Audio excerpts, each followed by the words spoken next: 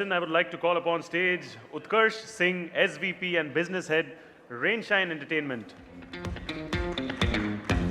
Hello, sir. Welcome. He has an interesting brief to share with all of us. May I please request you all at the console to please play the promo. Stage is all yours, sir. Can we please have the AV? Thank you. Stage is all yours. Thanks, man.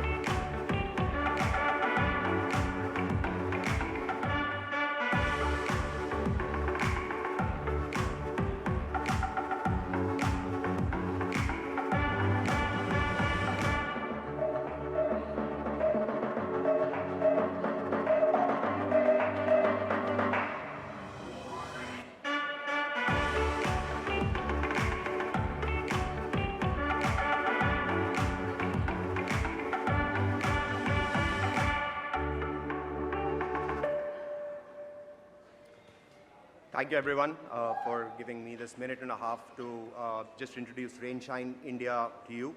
A lot of you, or some of you, may know about us, but we've largely been, around here for the last 3 years, having done a lot of digital-first content, including web series and podcasts and sports content and documentaries and so on. We're not necessarily known for our kids or animation content yet, but we've been working behind the scenes for the last 3 years, putting out some of what you will have seen right now. One of our new and upcoming IPs is what is called Young Captain Nemo, which is a global franchise based on the Jules Verne's story of 20,000 Leagues Under the Sea. And that's going to be a trilogy of feature films that we will release over the course of the next few years. But it's a complete 360-degree, IP that is brand friendly, that is kids friendly, and of course, has the potential to segue into multiple stories and multiple IPs and characters. So that's one. The other thing, the approach that Rainshine has taken to kids content is, of course, is that we've created an organic and self kind of sustaining ecosystem which marries interactive games along with storytelling. So we have content which marries both and therefore hopes to engage kids as we go forward. And since this was, thank you to Sridhara for having thought of us and having given us this opportunity and platform to come and talk about our company and our new kids-related IPs. I'm going to be part of this upcoming panel, so without further ado, I would thank you all for taking this time to welcome us here. Thanks very much. Sridhara, can I request the panel to step on stage and we can start our discussion? Thanks. Thank you, sir. May I please request you to sit down for the panel? Thank you so much. Raise your agenda. Let's go forward with the panel. May I please call upon stage Sapna Arora, Chief Content Officer, Dentsu, India. Hello, ma'am. So the topic for the moment is branded content in kids entertainment. Have we cracked the code or not? The panel is quite an interesting one. She'll be joined on stage by Soumini Sridhara, Senior Vice President, Hungama Digital Media Entertainment. Hello, ma'am. Next, Brian DeCosta, AVP,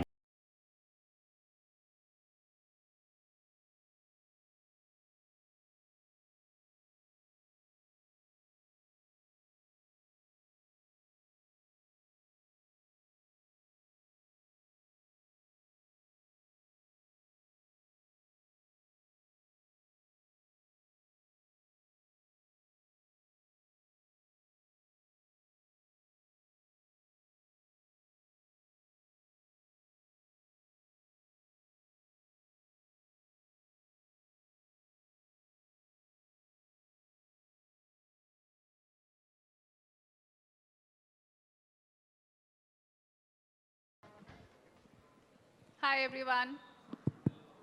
Hi. Whenever I think of marketing to kids, one of the things that comes to my mind is marketing to minority. And when I think back about it in perspective, they have always been, sensitization, sensitivity that we have about marketing to minorities, whether it's color minority or the LGBTQ group or marketing to women. But marketing to kids has been something that in a way we've been very sensitive about for many years, but in a way also because it's such a normal part of our everyday being, we kind of brush a lot of things under the carpet. So when I was thinking about the panel today, a lot of those thoughts were going on in my mind, and I have earlier worked in P&G and Nestle, and thinking about the ethical part of it, the branded content part of it, and how things have evolved. So to me, it's going to be an interesting discussion, and we've got a very eclectic panel. And my first question, I would request everybody to introduce themselves when they answer this question. And this is something that I hadn't primed them about, so please appreciate the effort that they'll be putting in, is when we talk about marketing to kids, what is one thing which stands out as something different about it, and one thing which stands out as similar to to any other form of marketing that we talk about. So, possibly just in one word. And Brian, if we can go with you first, because your parents decided to name you with one of the initial alphabets. So. Yeah, a very good afternoon to everybody. And my name is Brian. I head the kids division for Intent Media. It's called Gubbare. And yeah, lovely. Thank you so much for calling us for this panel, and it looks like a lovely audience as well. So marketing to kids in general is very interesting because you have to be very sure where your audience is. I think we'll come back to a discussion about the OTT and the TV later, because I mean that's the hot topic. Everybody's been talking about, the influx of kids on OTT. Is it like moving on, or is it like going to be staying on the linear platform? So that's one interesting thing which we'll come back on. I think we will touch upon those topics later. But I think in one word, or you say in one line, if you ask me, if, the unique thing about marketing to kids is obviously attention. Because it's very important to grab the kids' attention in the first 3 to 5 seconds. If you don't succeed in doing that, I think then nothing is successful with them. May it be a promo, may it be an ad, or may it be a show, start of a show. I mean, everything is in the 5 seconds. So I think the 5 seconds of anything what they deliver to the kid is the most crucial 5 seconds that you have to kind of nail it. And it has to be entertaining, obviously. You can't just start off with the base, the traditional storytelling in anything, which may it be ads, may it be promos, or may it be anything which we are, attracting them towards, viewing it. It has to be action-packed, it has to be entertaining, because kids come from a boring day of school to watch television for fun and entertainment. So if he doesn't get it there, I think he's going to switch off. So that's what I think. It's the first 5 seconds is the most crucial. Nupur? So I would, attention was my first thing actually, Brian, you just took it off. I would think that... Nupur, you want to introduce yourself? Oh, sorry. Okay, hi guys. I'm Nupur.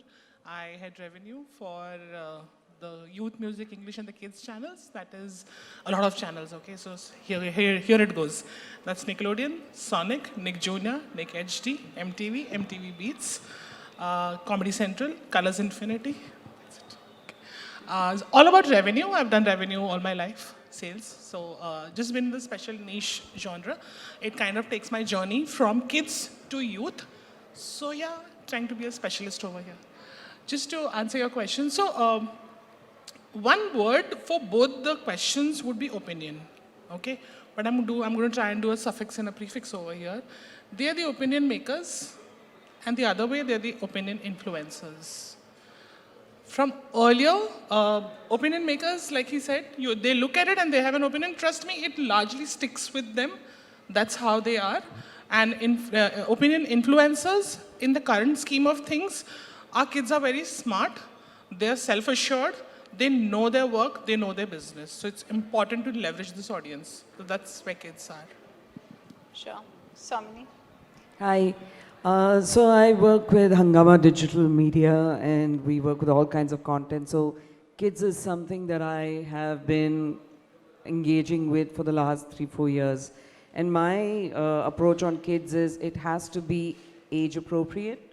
And I think if you look at it, kids, to me, I mean, I have a 19-year-old, and I think now she's of course an adult, but even when she was 17 and 18, I still think there's a child in her, or there's a child even at the age of 17, 18. So your content really needs to speak as per the age group. I think Megha also mentioned that when you say 2 to 14, it can't be one kind of content. So I believe age-appropriate content is very necessary.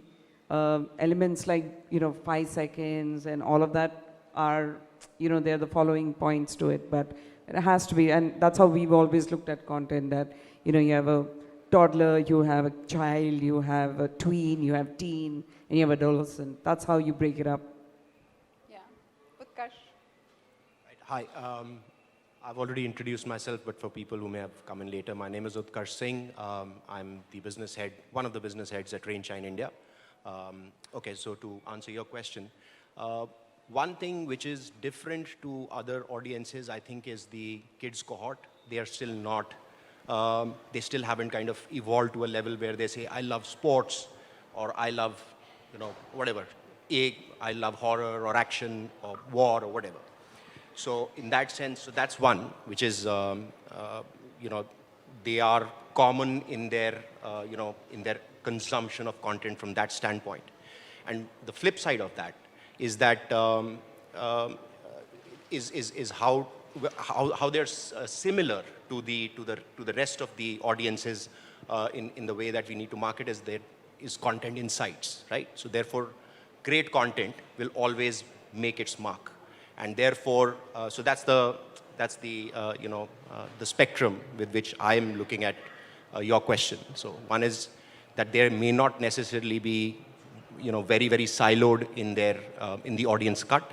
Yeah. And on the flip side, it's insightful content which will always find its mark. Yeah, sure. Vishal, Hello. you always have the advantage of going last, I guess. Yes. Hello everyone, I'm Vishal Shah. I head the EssenceMediacom Bombay office, and we manage a lot of clients and brands that work very closely with kids. And listening to all my colleagues, I would sum it up saying, at the end, it is still the art of storytelling. The challenge still lies with the marketers on how we create that content and where it's consumed. In today's DNA, in today's times, I would say there is a lot of advantage, that kids have in terms of consuming content, at their own free will. So back in our times, there was just one TV. India still is largely driven by one TV households. But with the whole advent of digital, there are so many other avenues and options available for kids to consume content that it is an increasing challenge, for marketers on where to be present, what kind of content to produce, how much budgets to invest on them, and how to look at ROI and areas like that. So yeah, the art of storytelling will still play a critical role in enticing, kids and keeping them excited about content. Sure. Thank you. Let's talk about the nucleus of the whole thing, the content. There were times when things were much simpler. There was cartoons, there was folk tales, and there were, one or two other genres. I'm curious and want to talk about how content has evolved. And Brian, this question is specifically to you again.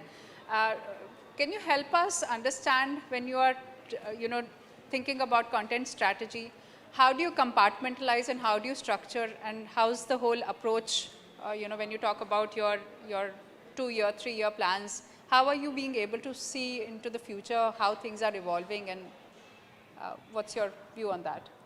That's a very interesting one. So since Gubbare, at Gubbare, we have launched around 3 original shows of our own, which is, one is a 3D show and the other 2 are the 2D shows.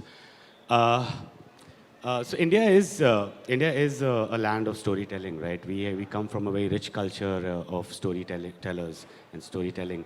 I mean, as a part of my growing up years, I've been hooked on to comics, which we used to read off for 50 paise and 1 rupee at the point of time, and that was the only source of entertainment and my only source of engagement with anything which is animated at that point of time. And from that time onwards till now, I think we have evolved in terms of a lot of in terms of audio visually, we have evolved. We have converted those cartoons into a video medium.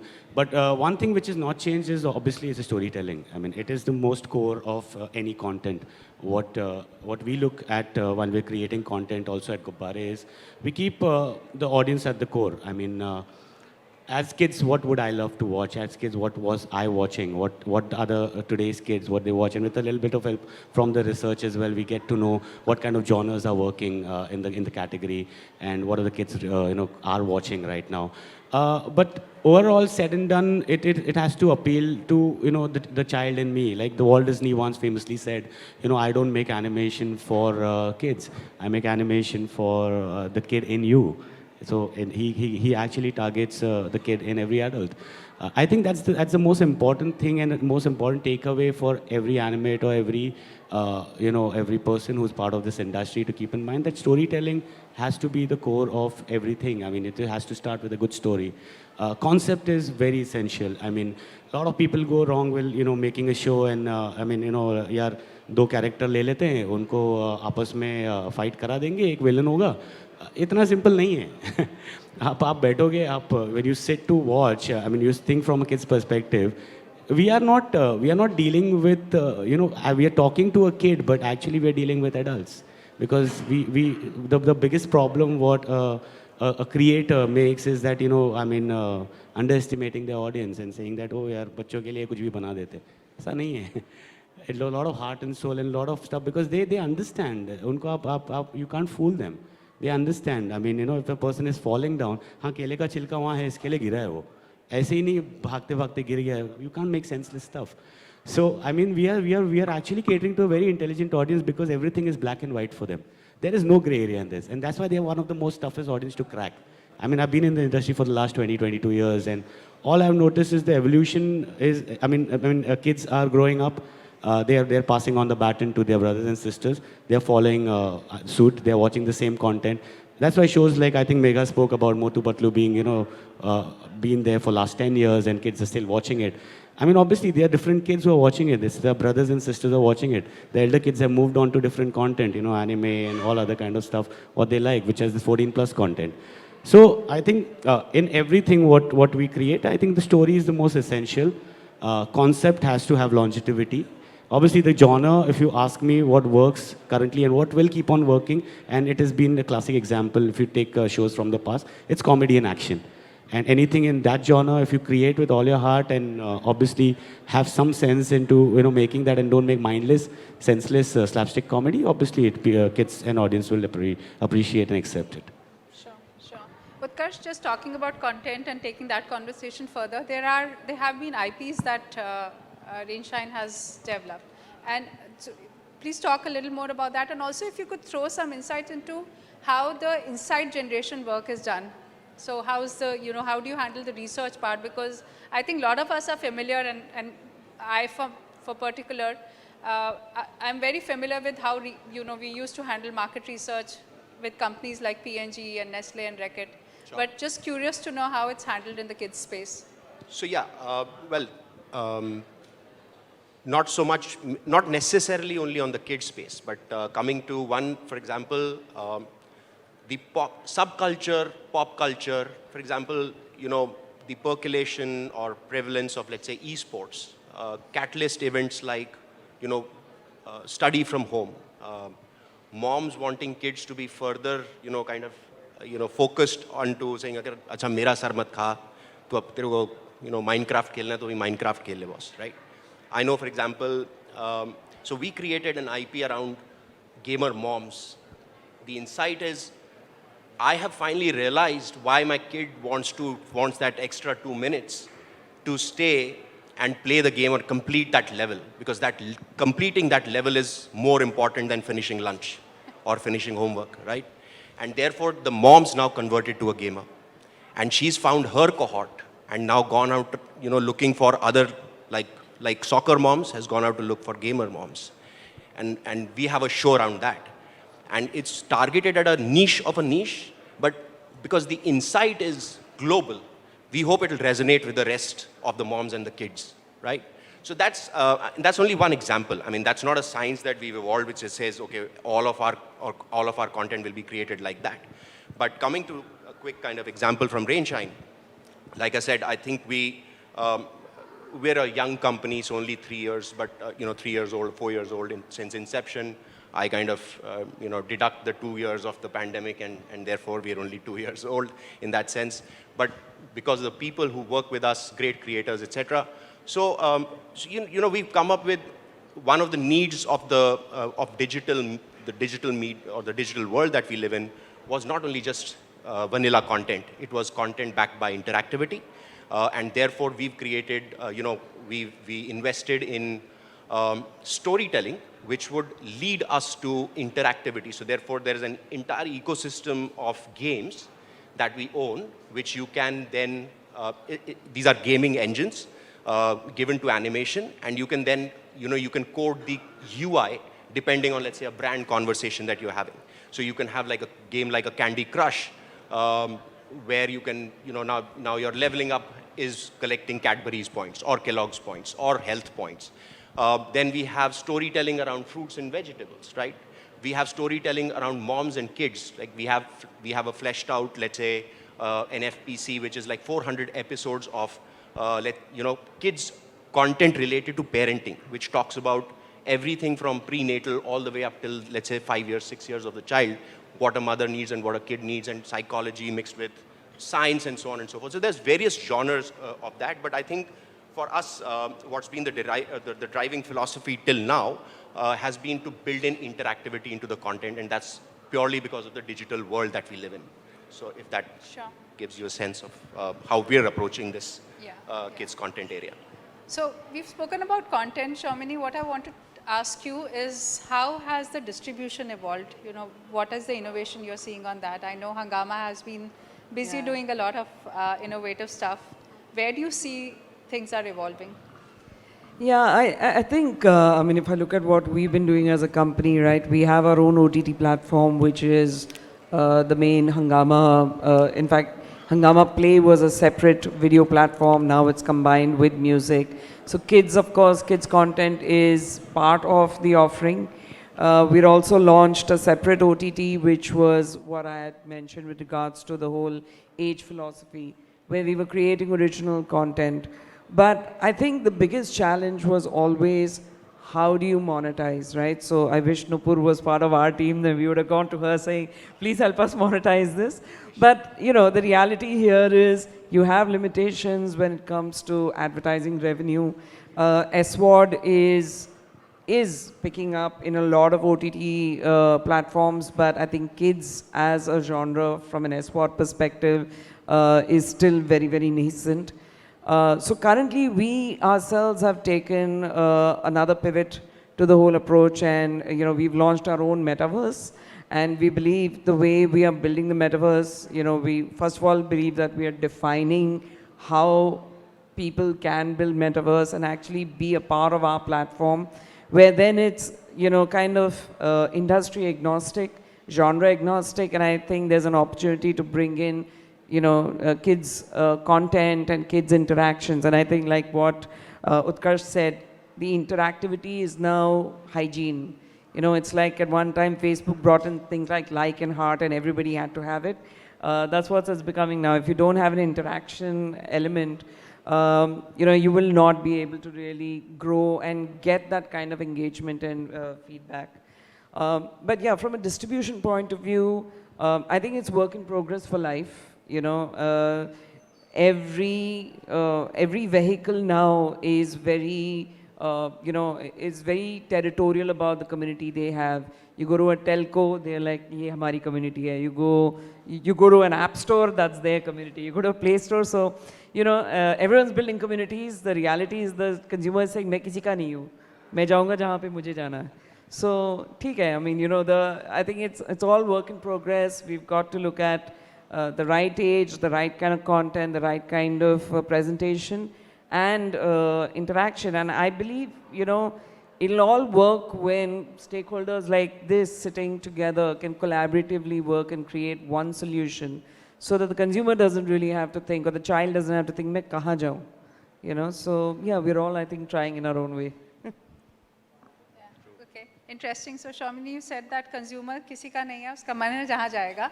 Vishal, talk to us about the advertiser. Where do you think is the advertiser wanting वो to कहीं go? नहीं आता. Because that's where, you know, the buck is. And what have been the concerns? What's going on in the mind of the advertiser? What are their compulsions? What are their privileges? Please throw some light on that. So, you know, again, I would say there are two schools of thoughts here. There is obviously a challenge that advertisers face, from a constraint perspective, because they want to be very cognizant and conscious about talking to kids and talking directly to kids. And, you know, therefore, the part that we were discussing earlier in terms of content and storytelling and branded content, that could be, you know, a great route for advertisers to take. One of the questions that advertisers often ask is, what will be my ROI? What will be my ROAS? You know, if I spend so much, Sir, how do it's I the only question. measure It's it? not one of the questions. Let me share an interesting perspective on that. So, you know, one of the stories I tell, you know, a recent story that I myself experienced is I went to a friend's house and the daughter and the mother were having this huge fight and discussion on 2,000 versus 5,000. So I was like, what's this happening? I know, what's this fight about? And the mother's like, you know, she wants 5,000. And I'm like, what's this 5,000 about? She wants 5,000 rupees a month. I said, okay, but for what? As a pocket money on Amazon. So it's no more giving physical pocket money. It's Amazon pocket money, which is given to the child. And she will make a monthly wish list on what all she wants to buy and shop. And then the mother will, the parent will approve that. And that will come home. Did right? Amazon realize they were marketing to kids? Absolutely, right? So just imagine how the purchase behaviors are changing. And for brands who are looking at traditional ROIs, they're never going to find this here, right? And therefore, this whole, you know, thought on LTV, which is lifetime value of that consumer. If you get that consumer early on as a child, and if you are, you know, talking to various cohorts, you can partner with that child through the life in different stages, of course, depending on the brand, product, category, etc. But yeah, so, you know, there are a lot of different models evolving. If you look at a lot of the startups, right, they measure something called the LTV very actively, which is extremely different from how traditional advertisers look at ROI or ROAS. So, you know, that's another interesting way of how the ad spends are kind of evolving, how investments are evolving. But definitely, you know, I do see an upside on that. Marketers will continue to, you know, think hard, you know, on innovative ways on how to attract children and continue investing on onboarding them as early as possible. Sure. Thank you. And Nupur, just further calling out the elephant in the room, the ROI. What has been your experience with regard to, you know, your outreach in this zone? So I've heard ROI on branded content more times than I've taken possibly my family members' names. And every time I go to any brand, it's like, there are brands which I've been dealing for 4 or 5 years as well, right? And I haven't still converted them. Not a good thing, but well, I'll get there. So yeah, that's one big challenge so much. So I think I'm trying to do research with academicians to figure out. I think what we need to do, first of all, is change the definition of ROI for this audience specifically, right? It can't be transactional like the CPRPs or the FCTs or the impressions on the digital medium, which itself is very challenging. So, so yeah, the definition of ROI. Of course, we face the challenges largely for the audience, something which we were discussing, the ethics, the brand guidelines, the assumptions that what the audience assumed about this audience, like the parents, the gatekeepers. So you have to cross a lot of barriers. And every brand eventually wants a conversion in terms of whether the sales is picking up or not. We've had some successful cases with our diamond rings, which is a Pratap Snacks brand, We've had great stories with Perfetti. We've had continuous engagement with them. The reason why these kind of brands have been there with us is because they have been consistent with us. I guess the channel performance and the way we identify the white spaces in the genre of content that we bring and the marketing stuff that we do, that adds to it. But just to add on, like you both spoke about the metaverse, right? We at Nickelodeon, we try and identify those white spaces and things which we know needs to be touched upon by the kids as well. So you kind of let them be there and let them explore what is possibly coming. You can't have a child, right? You won't be like, yeah, you know, I want to protect my child from everything. So we try to give the advertisers as much as possible, and hence we have these kind of brands which have been consistent with us. The sales studies have always shown there has been fluctuations upwards, downwards, basis the market, but of course they've stuck to the commitment that they have with the channel and the partner. And not just advertising or branded content per se, there are legs to it, right?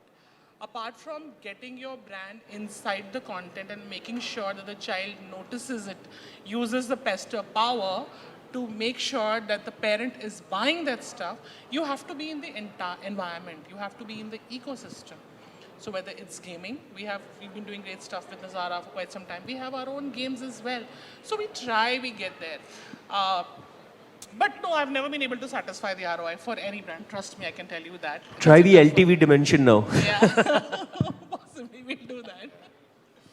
So it's a tough one, but I would just request the advertisers to look at it a little more broadly, a little more, and engage a little more. I mean, this is an audience which you're talking to adults, right? You want it at a price which you're willing to possibly give away to other genres, and let me not say IPL right now, but you're willing to put that kind of money over there. But here, this is an audience, like you said, it's growing, it's making an opinion from at a particular age. The child who's watching Motu Patlu at the age of 6 years will possibly enjoy it on Discord while he or she is playing a game in the background where they talk. So that is the kind of immersion that you need possibly to have with kids and touch across upon all platforms, and hopefully then we'll get the ROI. Sure. Interesting perspective, Nupur. We have about 3 minutes left. Are there any audience questions? Otherwise, I wanted to ask another question. Anything that the audience would like to ask?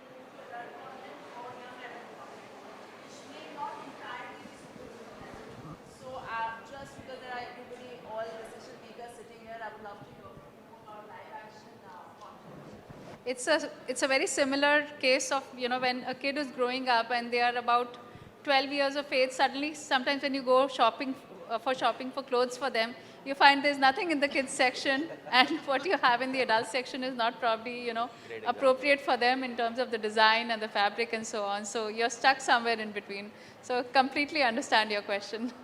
So this is my take, because I have a 15-year-old boy and a 19-year-old girl.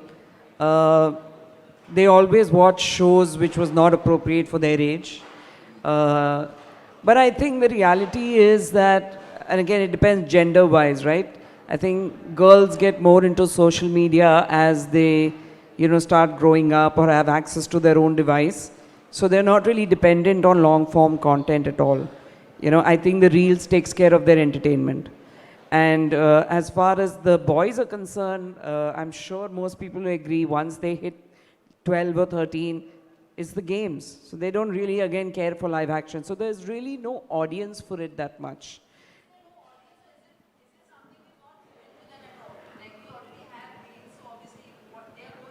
Yeah, so I think somebody will, I mean, you know, production houses, media houses are going to have to take that investment hit and look at it as something that they start, which may start seeing ROI, 5 years down the line. But by then, the age you're creating for now will not be interested. So, it's like I was seeing this conversation on India Today with regards to, pausing on Chat GPT.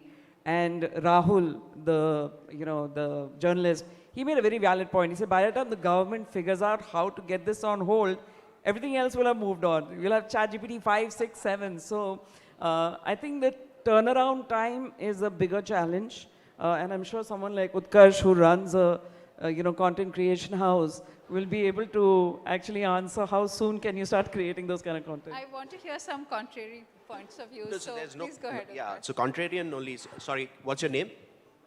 Hi, Rupal. So one is sure, maybe the conversation here is probably skewed towards animation, and that's because maybe we brought that to the table. But like again, I talk about Rainshine. We do everything other than animation as well, right? So one was, sure, there is a context for kids, and animation may be easier to produce from a storytelling, production, longevity, season on season, and so on and so forth, right? Abhi bacche aap cast karoge, kal to 2 saal baad to bada ho jayega, usko kahan se pakad ke leke aoge. So, I mean, there are real life concerns. But for example, we also produce a lot of live sports. I've been part of lots of sports shows. For example, the IPL, talking about it, nahi chhodega kabhi bhi, right? So there is a kids component to that. Star used to produce a live show dedicated at kids fans of the IPL. So it will find expression, right? So we're not saying live, content is not relevant for kids. And there are enough. I gave 2-3 examples. This whole moms concept, the reality shows. All of this is non-animation content, so to speak. So we are as much for it as it were for animation. But like I said, the immersion, interactivity, recognizing that this audience is still in an impressionable age where they haven't necessarily, found their own choices, and therefore insights matter or great content matters that much more. And that's really what the holy grail for us is. Thank Sorry, you. Can I just add one more thing? I recall that there was a time, I think my daughter was about 12 or 13 at that time. There were at least 5 or 6 television series which were catering to that age group. One of them was Hannah Montana, Hindi version, but there were also Indian shows. I remember there's this one show where this girl used to keep, the standard line was, ye to bahut down market hai. So I mean, the kids really connected. But you're right, I don't know why it has stopped. Our kids are now watching Netflix, which is having those kind of shows under Disney. So I don't know, I think Woot needs to, Viacom needs to maybe start creating some stuff. Very soon you shall see that on Geo Cinema. All right, Promise. Nupur, you got your answer. Thank you. And the screen is showing me that the time is up, and lovely having this discussion with you. And in my heart, I'm thinking that when this kind of a discussion takes place next year, we've moved on and we have made, real progress in terms of the content, in terms of the branded content specifically that we were talking about. And we have a different set of issues to address, and hopefully we're not talking about the same things that we did this year. Thanks a lot. Thank you so much. Thank you.